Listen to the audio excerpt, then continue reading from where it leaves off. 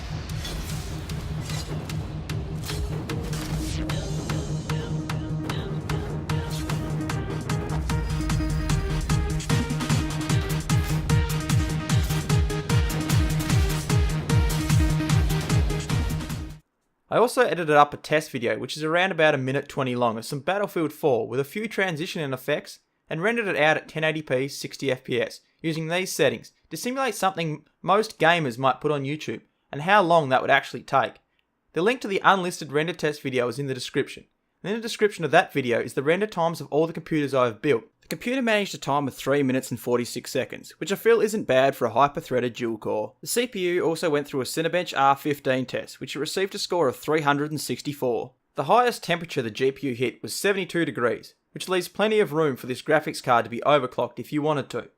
The CPU reached a maximum of 74 degrees under 100% load, but that was of course using the stock Intel cooler. Overall, I feel 750 Aussie dollars will get you a nice entry-level gaming PC if you plan on buying all your components brand new, which is not necessarily a bad thing, it just means down the track I will consider upgrading a lot of these components once I get more serious into gaming and computer hardware in general. If you enjoyed this video, leave a like, and if you really enjoyed it, please consider subscribing for more PC builds and other content in the future. If you have a suggestion, question or criticism, feel free to leave a comment, and thank you very much for watching.